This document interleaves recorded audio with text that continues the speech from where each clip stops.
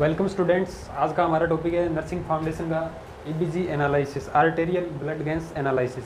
जो arterial blood gas analysis है, इसके अंदर हम जो आर्टेरियल ब्लड है उसको सैंपल कलेक्ट करते हैं और उसका इंटरप्रिटेशन करते हैं कि उसके अंदर क्या क्या है। मान low concentration of carbon dioxide and oxygen है ना, उसको चेक करते हैं। तो इसके अंदर क्या क्या टॉपिक पढ़ेंगे, जैसे सारांश। पहले क्या है, definition, what is arterial blood gas, most common site for ABG sampling, मतलब सैंपल को कहाँ से कलेक्ट करेंगे वो चीज़ पढ़ेंगे। मोस्ट कॉमन साइट जैसे फिमोरल है, रेडियल है या ब्रेकियल है, जो भी यूज़ करते हैं उसके बारे में पढ़ेंगे।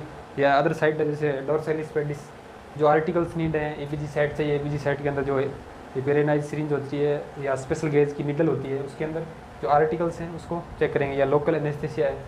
फिर उसके बाद प्रोसीजर पढ़ेंगे भी, कौन कौन से स्टेप हैं जहाँ से जिस तरीके से एबीजी सैम्पलिंग कलेक्ट करते हैं। उसके बाद पढ़ेंगे सैंपल को कैसे ट्रांसपोर्ट करते हैं भी लैब के अंदर इंटरप्रिटेशन के लिए, यानी जो बायोकेमिकल एनालिसिस करेंगे कार्बन डाइऑक्साइड और ऑक्सीजन का जो लेवल है आर्टेरियल ब्लड में, उसका कितना टाइमिंग होता है, कैसे ट्रांसपोर्ट करते हैं, क्या यूज़ करते हैं, कितने टाइम में ट्रांसपोर्ट करते हैं। और जो स्पेशल पॉइंट है कुछ जो रिलेटेड टू एबीजी एनालिसिस, उससे पढ़ेंगे। तो ये सीक्वेंस रहेगी हमारे जो एबीजी सैम्पलिंग है उसको चेक करने के लिए, ठीक है। तो फर्स्टली हम क्या पढ़ते हैं, definition, what is ABG analysis, ठीक है। तो व्हाट इज़ एबीजी एनालिसिस, मतलब जैसे बोले डेफिनेशन।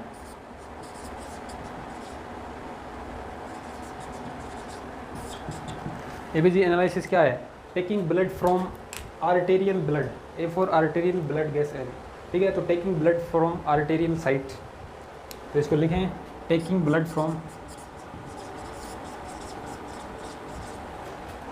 फ्रॉम आर्टेरियल साइट या फ्रॉम आर्टरी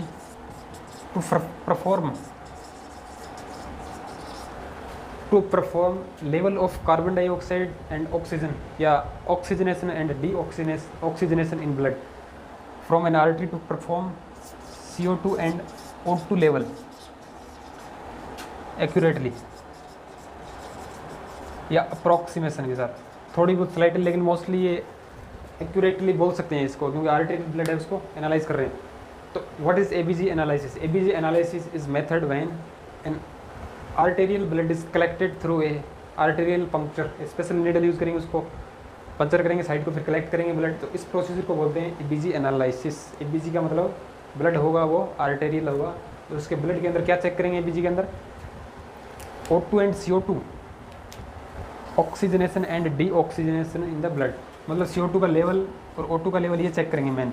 इसके अलावा आप बाइकार्बोनेट का लेवल भी चेक करते हैं, ठीक है ना, लेकिन वह ब्लड के अंदर कितना बाइकार्बोनेट है, ब्लड की पीएच चेक कर सकते हैं। जैसे कार्बन डाइऑक्साइड ज़्यादा बढ़ेगी तो पेशेंट के अंदर क्या होगा, हाइपर वेंटिलेशन होगा या हाइपो वेंटिलेशन होगा, है ना। और बाइकार्बोनेटर की कंसनट्रेशन चेक करेंगे, मेटाबॉलिक एसिडोसिस है, एल्केलोसिस है, रेस्पिरेटरी एल्केलोसिस है या एसिडोसिस है, उसको चेक करेंगे। तो ये इसकी डेफिनेशन है आर्टेरियल ब्लड गैस एनालिसिस। एक चीज़ और होती है, एक होता है आर्टेरियल ब्लड, एक होता है वीनस ब्लड। जो आर्टरी का ब्लड होता है, ठीक है, जो आर्टरी का ब्लड होता है वो चमकीला लाल होता है। चमकीला लाल मतलब जैसे ब्राइट कलर का होता है, ब्राइट रेड के साथ प्रेशर ही इसका हाई होता है ना, बजाय कि वीनस ब्लड के। तो आर्टेरियल ब्लड क्या होगा, मान लो आप सैंपल ले रहे हो तो आप कैसे पहचानेंगे कि ये ब्लड आर्टेरियल है या वीनस है। Arterial blood is high pressure and bright red, मतलब चमकीला, एक तरीके से चमकीला लाल होगा ना, क्योंकि वीनस ब्लड होता है वो गहरा लाल होता है, डार्क रेड होता है, और उसका प्रेशर कम होता है। तो आर्टेरियल ब्लड का प्रेशर क्या होगा, ज़्यादा होगा और ब्राइट रेड इन नेचर होगा, ठीक है, कलर उसका ब्राइट रेड होगा, ये स्पेशल होता है ना। तो जैसे ही आप मान लो जैसे रेडियल साइड से निकाल रहे हो, मान लो यहाँ से पंचर करते हो, जैसे नीडल इंसर्ट करेंगे तो आर्टेरियल का फ्लो ज़्यादा होने की वजह से, प्रेशर हाई होने की वजह से डायरेक्ट ब्लड है वो जो नीडल उसके प्लंगर में आ जाएगा ना, तो इसका प्रेशर ज़्यादा होगा और ब्राइट रेड का होगा ना, तो आप देखते हैं उसको पहचान सकते हैं। तो ये डेफिनेशन होगी, ये आर्टरी का ब्लड हो गया। अब नेक्स्ट पढ़ते हैं इसका most common site for ABG analysis. अब हम डिस्कस करने वाले हैं जो मोस्ट कॉमन जो साइट होती है, मतलब एबीजी एनालिसिस करने के लिए जो नीडल इंसर्ट करते हैं उसकी प्रेफरेबल मोस्ट कॉमन साइट। तो आंसर है कि होगा मोस्ट कॉमन साइट कौन सी होगी, फर्स्ट मोस्ट कॉमन क्या होगी, रेडियल आर्टरी होगी ना, रेडियल आर्टरी। ये मोस्ट फेवरेट क्वेश्चन है कि most commonly artery use in ABG puncturing, radial artery होती है, उसका एंगल होता है नीडल इंसर्ट करने का 30 डिग्री एंगल, 30 डिग्री एंगल पर निडल इंसर्ट करेंगे लोकल एनेस्थेसिया इनफिल्ट्रेट करने के बाद में, और इस डिग्री पे उसको कलेक्ट करते हैं ब्लड को। ये मोस्ट कॉमन क्वेश्चन जो कि हर बार कहीं ना कहीं एम्स के एग्जाम्स में पूछा जाता है। तो क्या होगी, 30 डिग्री एंगल पे इंसर्ट करेंगे निडल, साइड क्या होगी, रेडियल आर्टरी। रेडियल आर्टरी जैसे ये आर्टरी है ना, रेडियल है ना, most common preferable site for ABG, answer होगा रेडियल आर्टरी। इसके अलावा second most common, second least common की तरफ जा रहे हैं, most common to least common. Least common उसके अलावा आप कर सकते हैं ब्रेकियल आर्टरी। ब्रेकियल आर्टरी यहाँ जहाँ एंटीक्यूबाइटल फोसा होता है उस रीजन में ये जो ब्रेकियल आर्टरी है उसको यूज़ करते हैं। इसके अलावा आप जैसे यूज़ कर सकते हो femoral artery, femoral artery use कर सकते हैं। इसके अलावा ये मोस्ट कॉमन 3 यूज़ करते हैं ना। इसके अलावा और भी यूज़ कर सकते हैं, जैसे डोर्सैलिस पेडिस होती है जो कि लोअर एक्सट्रीमिटी के अंदर होती है, डोर्सैलिस पेडिस, डोर्सैलिस पेडिस यूज़ कर सकते हैं। पोस्टीरियर टीबियल आर्टरी यूज़ कर सकते हैं ना, जो कि posterior tibial artery, posterior tibial artery use कर सकते हैं। डोर्सैलिस पेडिस यूज़ कर सकते हैं जो कि डोर्सम ऑफ द फुट पर होती है, और पोस्टीरियर टीबियल आर्टरी जो कि पोस्टीरियर एंड पर होती है ना। तो ये लिस्ट कॉमन है ये, ठीक है ना। Most common radial artery, insertion angle of needle 30 degree, most preferable site for ABG sampling, ठीक है। इसको यूज़ करेंगे, लोकल एनेस्थीसिया लगाते हैं 2% जाइलोकेन या लिग्नोकेन, उसके बाद निडल इंसर्ट करते हैं, ठीक है। क्योंकि इसको इजीली पाल्पेशन कर सकते हैं, जो पल्सेशन है वो आराम से फील हो सकता है, और इजीली ब्लड की सैम्पलिंग यहाँ से कर सकते हैं, इसलिए इसको यहाँ से यूज़ किया जाता है, ठीक है। ये मोस्ट कॉमन साइट होगी एबीजी पंचर के लिए, ठीक है। अब हमारा जो तीसरा टॉपिक है, तीसरा जो पॉइंट है, articles use in articles for ABG. ABG sampling करने के लिए एबीजी पंचर करते हैं, उसमें जो एक पूरी किट होती है एबीजी सैम्पलिंग करने आर्टिकल्स में, ये मेनली एक किट होती है। हाँ, मान लो जैसे ये एबीजी किट बोलते हैं इसको ना। एबीजी किट में एक इसकी स्पेशल निडल होती है, लिग्नोकेन होता है, लोकल 2% है ना। हिपेरिनाइज सिरिंज होती है, ये 23 गेज की निडल यूज़ होती है। तो ये पूरा एक किट होता है एबीजी किट, इसको बोलते हैं एबीजी किट। एबीजी किट होता है पूरी, इसके अंदर इंस्ट्रूमेंट, पूरी जो प्रोसीजर से रिलेटेड जो भी है वो उसके आर्टिकल्स इसके अंदर होते हैं, और बेड साइड आर्टिकल है उसको भी यूज़ करते हैं ना। तो जो मेन आर्टिकल्स हैं उसकी डिस्कस करेंगे, बाकी ज़्यादा नहीं करेंगे। मोस्ट कॉमन जो पूछा जाता है निडल पूछा जाता है, निडल की गेज कितनी होती है। जो निडल इंसर्ट करते हैं एबीजी के लिए उसकी निडल की गोज होती है 22 to 23 goes, most common 23 gauge needle. तो ये मोस्ट इंपॉर्टेंट है, 23 गेज निडल यूज़ करते हैं। इसका कलर होता है ब्लू कलर की निडल यूज़ करते हैं, 23 गेज की निडल होती है, ठीक है। एंगल आपको बता ही दिया। सेकेंड आर्टिकल्स में आप देखें तो हिपेरिनाइज्ड सिरिंज है ना, 2 ml, most common 2 ml use करते हैं इसके अंदर, 2 ml हिपेरिनाइज्ड।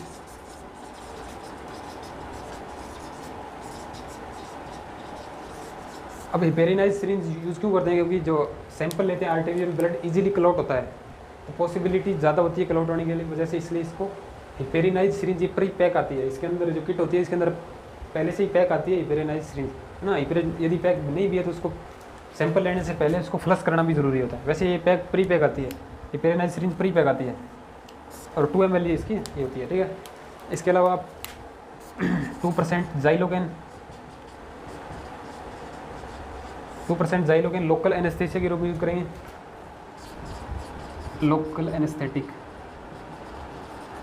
इसको लोकल जो जैसे रेडियल से करें तो ये जहाँ पल्सेशन फील हो रहा है उस पार्ट में इसको उस पल्स के सराउंडिंगली उसको इन्फिल्ट्रेट करते हैं, फिर 60 सेकंड तक उसका वेट करते हैं, उसके बाद सैंपल लेते हैं ना।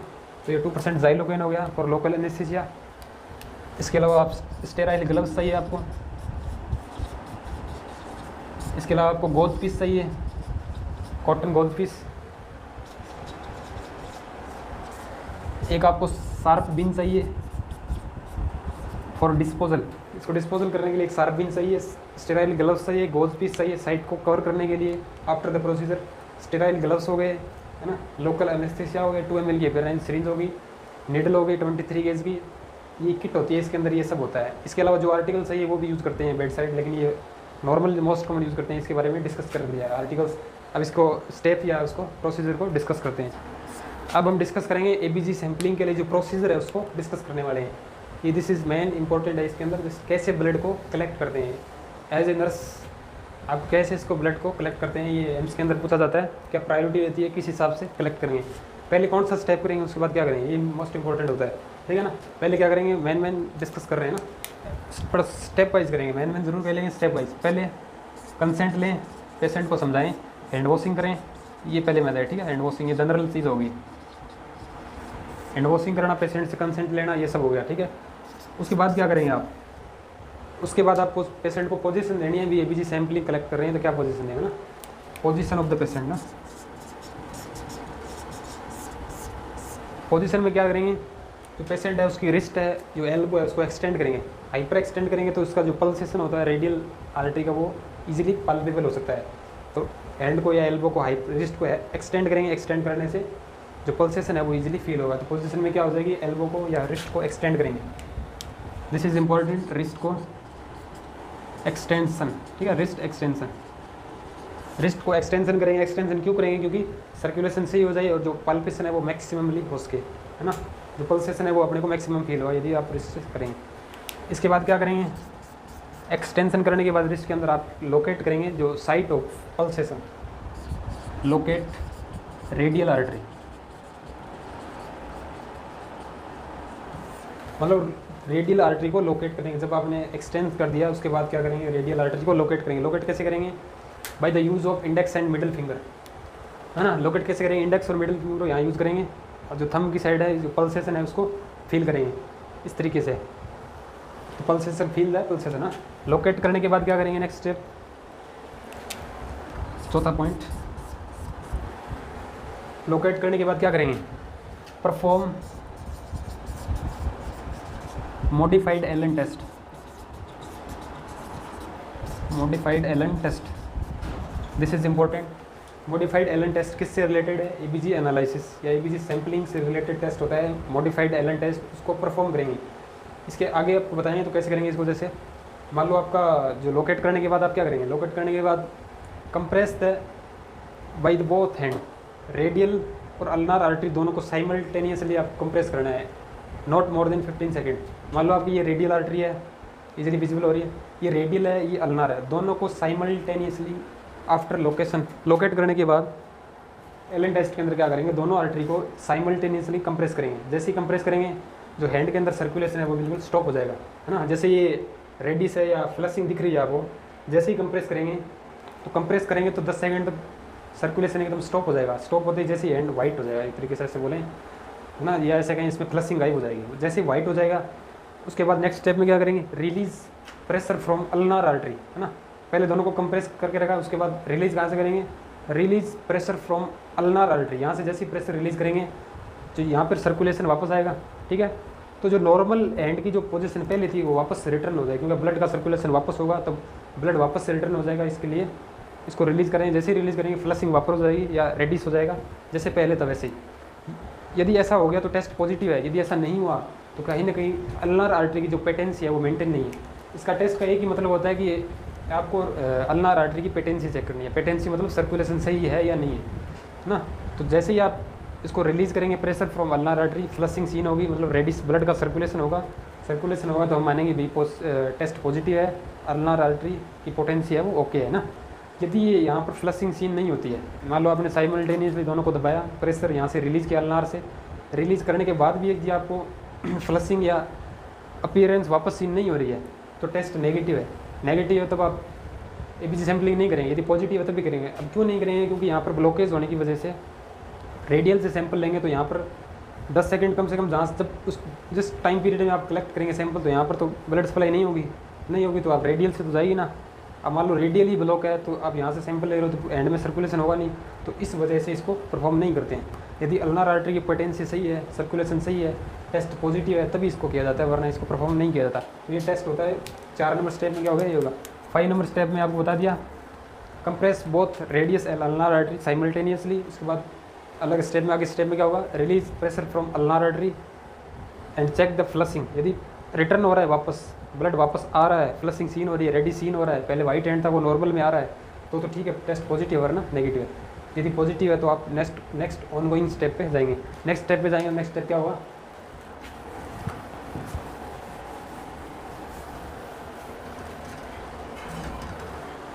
मॉडिफाइड एलन टेस्ट यदि पॉजिटिव है, पॉजिटिव टेस्ट है तो नेक्स्ट क्या करेंगे, नेक्स्ट मान लो 6 स्टेप है ना, मान लो टेस्ट आपका पॉजिटिव आ गया, पॉजिटिव आने के बाद आप क्या करेंगे, इंजेक्ट 2% लिग्नोकेन, 2% लिग्नोकेन जो कि एक लोकल एनेस्थीसिया होता है, इसको इंजेक्ट करेंगे surrounding the maximum pulsation site.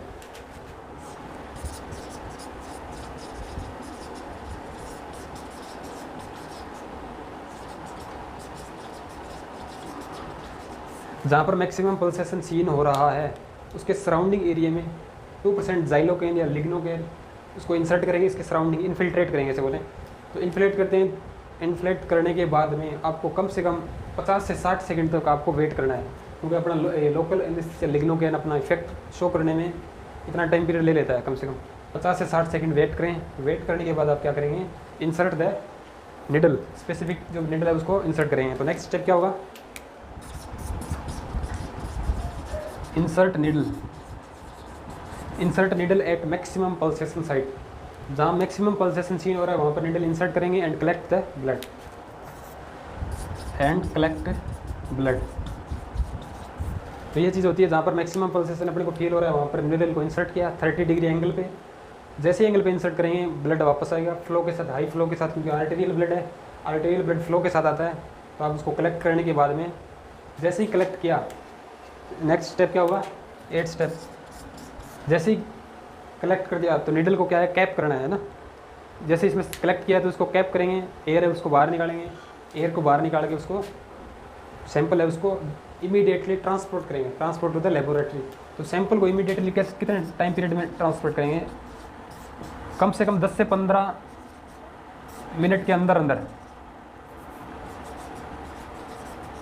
10 से 15 मिनट के अंदर अंदर आपको सैंपल को ट्रांसपोर्ट करना है, क्योंकि ये क्लॉट हो सकता है, क्योंकि इसमें ब्रेन तो डाला हुआ है लेकिन ये काम नहीं करे, रिएक्शन चली जाए।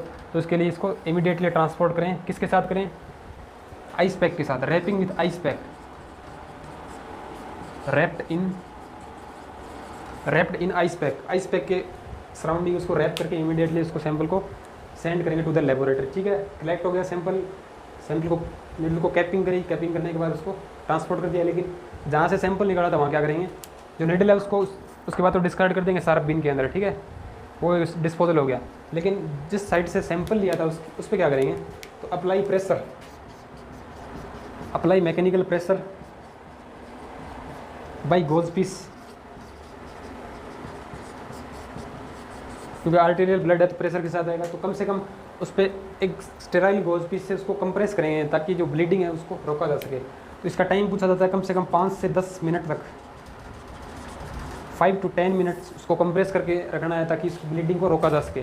तो ये मोस्ट कॉमनली पूछा जाता है कि कितने टाइम तक उसको कंप्रेस करेंगे, 5 to 10 मिनट्स आफ्टर सैम्पलिंग, है ना। तो ये मोस्ट इंपॉर्टेंट है। तो ये उसकी स्टेप होगी पूरी एबीजी सैम्पलिंग के लिए। हर एक स्टेप प्रायोरिटी बेसिस पे है ना, पहले कौन सा करेंगे, उसके बाद क्या करेंगे, इसके बाद क्या करेंगे। सैंपल को आपने लैब में सेंड कर दिया, उसके बाद क्या कर दिया, इसके बाद ये पूरा एकदम स्टेप है, स्टेप वाइज है, ठीक है ना। ठीक है, प्रोसीजर हो गया अपना। सैंपल ट्रांसपोर्ट कैसे करेंगे, इमीडिएटली करेंगे wrap with ice pack, ice pack के अंदर रैप करके भेजेंगे उसको, क्योंकि क्लॉट हो सकता है, ठीक है। उसको एनालाइज किया जाएगा लैब के अंदर, है ना। कार्बन डाइऑक्साइड है, बाइकार्बोनेट की कंसंट्रेशन उसको चेक किया जाएगा, ठीक है। अब स्पेशल पॉइंट क्या है एबीजी सैम्पलिंग से रिलेटेड, कुछ स्पेशल पॉइंट। स्पेशल पॉइंट के अंदर जैसे फर्स्ट मोस्ट कॉमन जैसे बताएं तो, या लो मान लो पेशेंट के अंदर सक्शनिंग की हुई है अभी इमीडिएटली, मान लो पेशेंट अभी आप एबीजी सैम्पलिंग लेने जा रहे हैं, उससे पहले जस्ट सक्शनिंग की गई है, तो उसके बाद आपको एबीजी सैम्पलिंग कलेक्ट नहीं करनी है। तो don't collect sample after suctioning, this is important. Suctioning करी है तो उसके बाद इमीडिएटली आप एबीजी सैम्पलिंग नहीं करेंगे। क्यों नहीं करेंगे, बिकॉज सक्शनिंग डिप्लेट्स, ये ऐसे लिखें, डिप्लेट्स O2, है ना। O2 को डिप्लेट कर सकती है, मतलब ऑक्सीजन को डिप्लेट करने की वजह से जो एबीजी की रीडिंग है वो इनएक्यूरेट आएगी ना, एक्यूरेट नहीं आएगी। क्योंकि सक्शनिंग कर रहे हैं तो ऑक्सीजनेशन प्रभावित होगा तो इफेक्ट होने की वजह से एबीजी की सैम्पलिंग है वो फॉल्स आ सकती है। इसलिए सक्शनिंग करने के जस्ट आफ्टर बाद एबीजी सैम्पलिंग नहीं करनी है, उसके बाद ये कुछ वेट करना पड़ेगा आपको ना। ये पॉइंट हो गया। नेक्स्ट पॉइंट, बच्चों के अंदर या एडल्ट के अंदर यदि पेरीफेरल वेस्कुलर डिजीज़ है, पेरीफेरल वेस्कुलर डिजीज़ है या पेशेंट बर्न का है, तो उस कंडीशन में आप डॉक्टर की कंसल्ट से ही एबीजी के लिए कंसल्ट करेंगे और एबीजी के लिए कलेक्ट करेंगे ना। डॉक्टर की कंसल्ट जरूरी है, क्योंकि बर्न के पेशेंट में पूरा यदि 3rd डिग्री बर्न है या सीवियर बर्न है तो उस कंडीशन में इन्फेक्शन के चांस रहते हैं, क्योंकि पूरी बॉडी है सुपरफिशियली उसको बर्न हो गया है और उस साइड पे इन्फेक्शन हो सकता है। आप यदि इंसर्ट करते हो नीडल, तो डॉक्टर की कंसल्ट से ही आपको ये चीज़ करनी है। तो ये इंपॉर्टेंट पॉइंट है रिलेटेड टू एबीजी एनालिसिस, ठीक है। अब कुछ और पॉइंट जैसे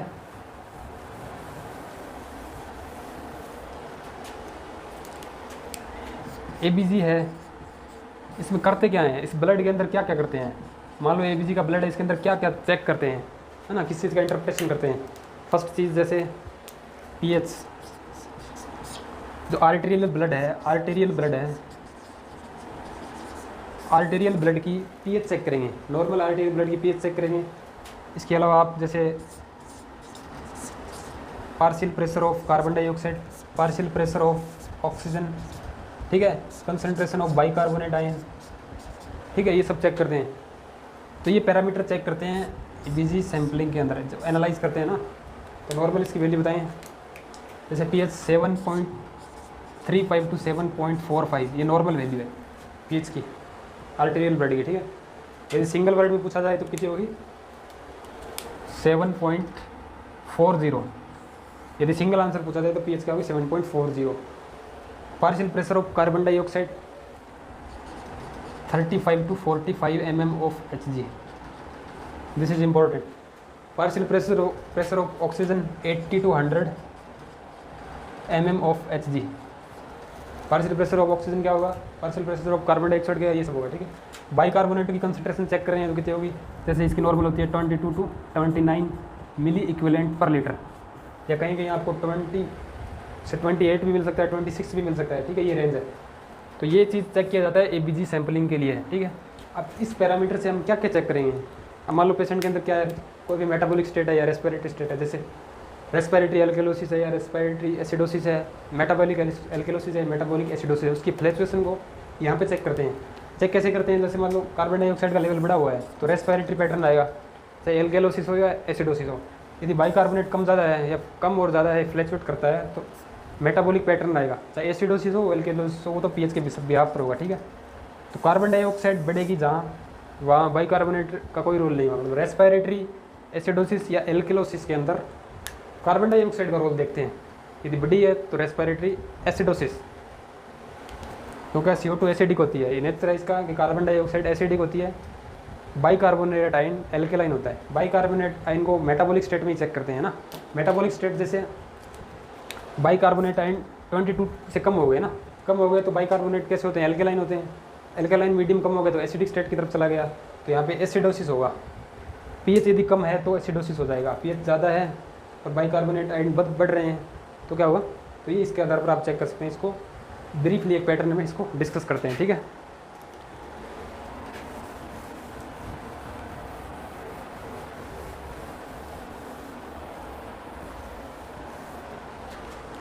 अब हम डिस्कस करेंगे एक ब्रीफ पैटर्न, पीएच का रिलेशनशिप देखना चाह रहे हैं। पीएच कैसे भाई डिस्टर्ब होती है, जैसे पीएच है वो समानुपाती होती है, ठीक है। पीएच यदि बाइकार्बोनेट आयन है, ठीक है, बाइकार्बोनेट आयन बढ़ेंगे तो पीएच क्या होगी, बाइकार्बोनेट आयन बढ़ेंगे तो पीएच कम होगी, या ऐसा कहें इसको 1 बाइकार्बोनेट कंसंट्रेशन, ये रिलेशनशिप होता है। पीएच बढ़ेगी यदि, चलो इसको रहने दो, इसको डिस्कार्ड करो, इसको कट कर देना ना।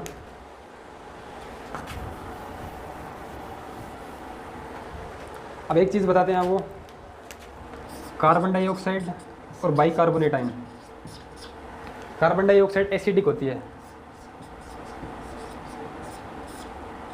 जितनी ज़्यादा कार्बन डाइऑक्साइड बढ़ेगी उतनी ज़्यादा एसिडिक कंडीशन बढ़ेगी, ठीक है, चाहे जो रेस्पिरेटरी है उसकी बढ़ेगी। यदि बाइकार्बोनेट आयन की कंसंट्रेशन बढ़ेगी तो एल्केलाइन नेचर बढ़ेगी, ये चीज़ याद रखनी है। कार्बन डाइऑक्साइड एसिडिक होती है, यदि ये बढ़ेगी तो एसिडिक स्टेट बढ़ेगी, यदि बाइकार्बोनेट आयन की कंसंट्रेशन बढ़ रही है तो एल्केलाइन स्टेट बढ़ेगी। अब पीएच का तो आपको ध्यान है, अब ये चेक करने के बाद पीएच चेक करेंगे। पीएच यदि कम है तो कंडीशन क्या है, एसिडिक है, हाँ, तो कम है तो कंडीशन क्या है, एसिडिक है। पीएच यदि पीएच की वैल्यू कम है तो कंडीशन क्या है, एसिडिक है। एसिडिक यदि कंडीशन एसिडिक है तो H प्लस की कंसनट्रेशन ज़्यादा है, H प्लस साइन बहुत ज़्यादा है वहाँ पे, ठीक है ना। एसिडिक स्टेट में H प्लस साइन बहुत ज़्यादा होते हैं, पीएच कम होती है, ये याद रखना ज़रूरी है यहाँ पे। इसको दोबारा समझें। जैसे जैसे कार्बन डाइऑक्साइड क्या होती है, एसिडिक होती है। जैसे जैसे कार्बन डाइऑक्साइड बढ़ेगी एसिडिटी बढ़ेगी, एसिडिक स्टेट बढ़ेगी। जैसे जैसे कार्बन डाइऑक्साइड कम होगी एसिडिक स्टेट कम होगी, एल्केलाइन की तरफ जा सकती है। जैसे जैसे बाइकार्बोनेट आयन की कंसंट्रेशन बढ़ेगी, एल्केलाइन स्टेट बढ़ेगी, क्योंकि बाइकार्बोनेट क्या है, एल्केलाइन नेचर होता है। जैसे जैसे बढ़ेगी एल्केलाइन नेचर बढ़ेगी। जैसे जैसे पीएच बढ़ेगी, जैसे जैसे पीएच बढ़ेगी तो क्या होगी, एसिडिक थोड़ी बढ़ेगी। पीएच यदि कम होगी तब, पीएच यदि कम होती है तो एसिडिक स्टेट बढ़ती है, पीएच यदि ज़्यादा होती है तो एसिडिक स्टेट नहीं बढ़ती है, एल्केलाइन स्टेट बढ़ती है ना। मान लो 7.34 है, 7.20 हो गया तो ये पीएच कम हो गई, मतलब एसिडिक स्टेट बढ़ गई। पीएच कम हो गई, 7.35 से 7.20 हो गई, पीएच कम हो गई, एसिडिक स्टेट बढ़ गई, एसिडिक स्टेट बढ़ गई तो H प्लस की कंसनट्रेशन बढ़ गई। तो ये चीज़ है, एग्जाम्पल से आपको बताते हैं, ये एग्जाम्पल की तरफ बताएंगे। मान लो पीएच है 7.35 नॉर्मल है, ठीक है, ये नॉर्मल है। पीएच इसकी क्या हो गई, कम हो गई, कम कितने हुई, जैसे मान लो 7.19 हो गई, ठीक है, नॉर्मल वैल्यू से कम हो गई। पीएच नॉर्मल वैल्यू से कम हो गई, पीएच नॉर्मल वैल्यू से कम हो गई, डिक्रीज हो गई, डिक्रीज होगी तो एसिडिक स्टेट बढ़ गई, एसिडिक स्टेट बढ़ गई तो उस मीडियम में H प्लस आयन बढ़ गए। तो इस रेशियो को याद रखना है। इसके अलावा चाहे रेस्पिरेटरी एल्किलोसिस हो चाहे मेटाबॉलिक एल्किलोसिस हो, एसिडोसिस, उसको आसानी से कर सकते हैं ना। अब आप एक पैटर्न, जैसे आप रेस्पिरेटरी एसिडोसिस है, उसके अंदर क्या होगा, रेस्पिरेटरी एसिडोसिस, रेस्पिरेटरी चेक करें, एसिडोसिस मतलब कार्बन डाइऑक्साइड ज़्यादा है तो CO2 ज़्यादा हो जाएगी, ठीक है, समझ गए। CO2 ज़्यादा है, एसिडोसिस है, ठीक है।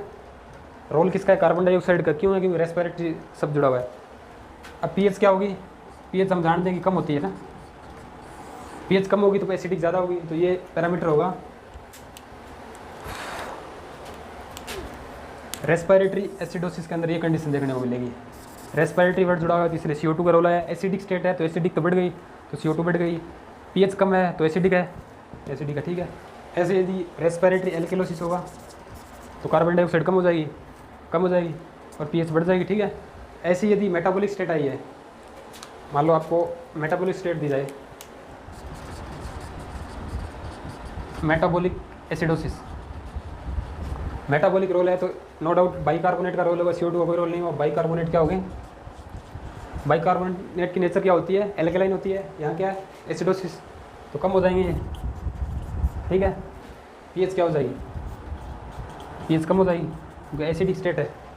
तो ये आप इजीली कर सकते हैं, चाहे रेस्पिरेटरी एल्किलोसिस हो, मेटाबॉलिक एल्किलोसिस हो, मेटाबॉलिक एसिडोसिस हो, इसको कर सकते हैं ना। चाहे इसका कोई भी एग्जांपल हो, जैसे रेस्पिरेटरी एसिडोसिस में जैसे COPD है, ठीक है ना, कोई भी एग्जांपल हो, जैसे डायबिटिक कीटो एसिडोसिस है, हाइपरवेंटिलेशन है ना, डिप्रेशन है, CNS इंजरी है, उससे रिलेटेड ये सारे पैरामीटर चेक करते हैं। तो ये इजीली आपको, यदि आपको ये ध्यान है ना तो सब आप कर सकते हो, है ना। तो इस चीज़ को डिस्कस किया आपने आज ने। तो आज का हमारा टॉपिक क्या था, ABG एनालिसिस को पूरा कंप्लीट किया। क्या ABG एनालिसिस, आर्टेरियल ब्लड लेते हैं, डेफिनेशन, आर्टेरियल ब्लड लेते हैं जो कि स्पेसिफिक होता है, 23 गेज से करते हैं। मोस्ट कॉमन साइट कौन सी होती है, रेडियल आर्टरी होती है। रेडियल आर्टरी पे 23 गोज की नीडल इंसर्ट करते हैं, मोस्ट कॉमनली 30 डिग्री एंगल पे, ठीक है ना। मोस्ट कॉमन साइट होगी आर्टिकल्स, भाई पेरिनाइज सिरिंज चाहिए 2 ml की है, ये याद रखना है आपको, ये पेरिनाइज होती है भाई, ठीक है। आर्टिकल सारे हो गए, गोज पीस हो गया साइट को कवर करने के लिए, लोकल एनेस्थीसिया हो गया, पूरी प्रोसीजर अपनी पूरे जो 7-8 स्टेप है उसको देखा। सैंपल को ट्रांसपोर्ट कैसे करते हैं, आइस पैक के अंदर रैप करके इमीडिएटली, वो देखा कैसे करते हैं भाई। क्लॉट को प्रिवेंट करने के लिए स्पेशल पॉइंट्स हमने देखे कि जैसे पेशेंट में सक्शनिंग की है तो उसके बाद आप इमीडिएटली आप ABG सैंपलिंग के लिए नहीं जाएंगे, उसके लिए कुछ वेट करना पड़ेगा। और कुछ कंडीशन होती है जिसमें आप डॉक्टर की कंसल्ट से ABG लेते हैं, ठीक है। तो ये आज का हमारा टॉपिक था ABG analysis, most important topic है। तो आज की क्लास को देखने के लिए थैंक यू।